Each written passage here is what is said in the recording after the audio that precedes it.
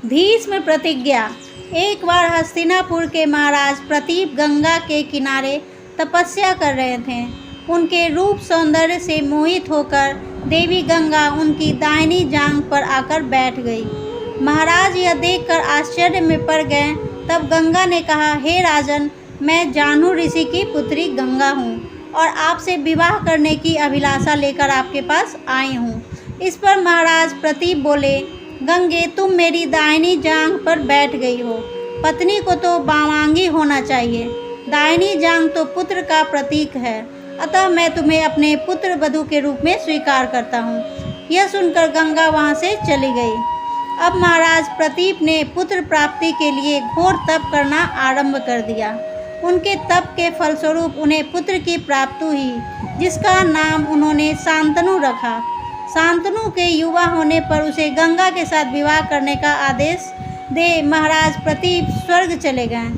पिता के आदेश का पालन करने के लिए शांतनु ने गंगा के पास जाकर उनसे विवाह करने के लिए निवेदन किया। गंगा बोली, राजन, मैं आपके साथ विवाह तो कर सकती हूँ, किंतु आपको वचन देना होगा कि आप मेरे किसी भी कार्य में हस्तक्षेप नहीं करेंगे। शांतनु ने गंगा के कहे अनुसार वचन देकर उनसे विवाह कर लिया। गंगा के गर्भ से महाराज शांतनु के 8 पुत्र हुए, जिनमें से 7 को गंगा ने गंगा नदी में ले जाकर बहा दिया और अपने दिए हुए वचन में बंधे होने के कारण महाराज शांतनु कुछ न बोल सके। जब गंगा का 8वां पुत्र हुआ और वह उसे भी नदी में बहाने के लिए ले जाने लगी, तो राजा शांतनु से रहा न गया और वे बोले, गंगे, तुमने मेरे 7 पुत्रों को नदी में बहा दिया, किंतु अपनी प्रतिज्ञा के अनुसार मैंने कुछ न कहा। अब तुम मेरे इस 8वें पुत्र को भी नदी में बहाने ले जा रही हो। मैं तुमसे प्रार्थना करता हूँ कि कृपा करके इसे नदी में मत बहाओ।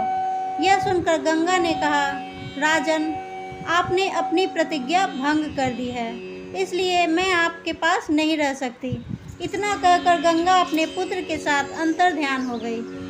तत्पश्चात महाराज शांतनु ने 36 वर्ष ब्रह्मचर्य व्रत धारण कर के व्यतीत कर दिए। फिर एक दिन उन्होंने गंगा के किनारे जाकर गंगा से कहा, गंगे, आज मेरी इच्छा उस बालक को देखने की हो रही है जैसे तुम अपने साथ ले गई थी। गंगा एक सुंदर पुत्र के रूप में उस बालक के साथ प्रकट हो गई और बोली, राजन, यह आपका पुत्र है तथा इसका नाम देवव्रत है। इसे ग्रहण करो। यह पराक्रमी होने के साथ विद्वान भी होगा। अस्त्र विद्या में यह परशुराम के समान होगा।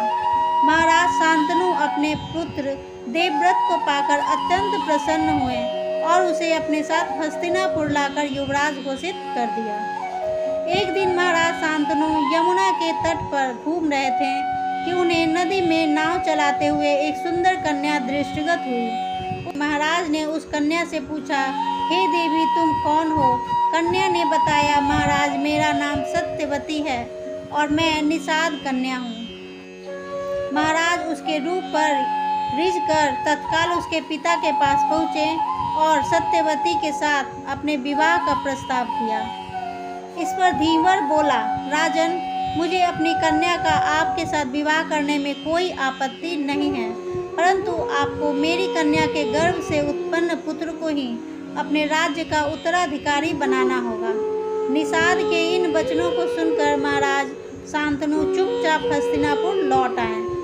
सत्यवती के वियोग में महाराज शांतनु व्याकुल रहने लगे। उनका शरीर दुर्बल होने लगा। महाराज की इस दशा को देखकर देवव्रत को बड़ी चिंता हुई।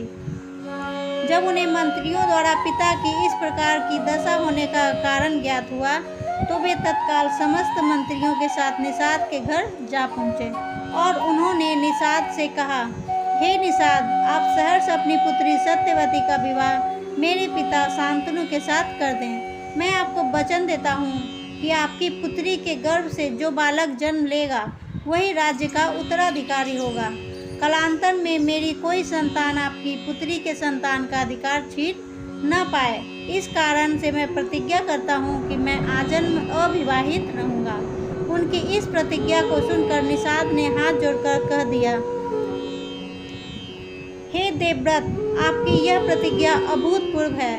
इतना कहकर निषाद ने तत्काल अपनी पुत्री सत्यवती को देवव्रत तथा उसके मंत्रियों के साथ हस्तिनापुर भेज दिया। देवव्रत ने अपनी माता सत्यवती को लाकर अपने पिता शांतनु को सौंप दिया। पिता ने प्रसन्न होकर पुत्र से कहा, बस तूने पितृभक्ति के वशीभूत होकर ऐसी प्रतिज्ञा की है जैसे कि आज तक किसी ने न किया हो और न भविष्य में करेगा। मैं तुझे वरदान देता हूँ कि तेरी मृत्यु तेरी इच्छा से होगी। तेरी इस प्रकार की प्रतिज्ञा करने के कारण तू भीष्म कहलाएगा और तेरी प्रतिज्ञा भीष्म प्रतिज्ञा के नाम से सदैव विख्यात रहेगी। दोस्तों, मेरी वीडियो पसंद आ रही तो इसे लाइक करें, शेयर करें, सब्सक्राइब करें। तब तक के लिए थैंक्स फॉर वॉचिंग। बाय।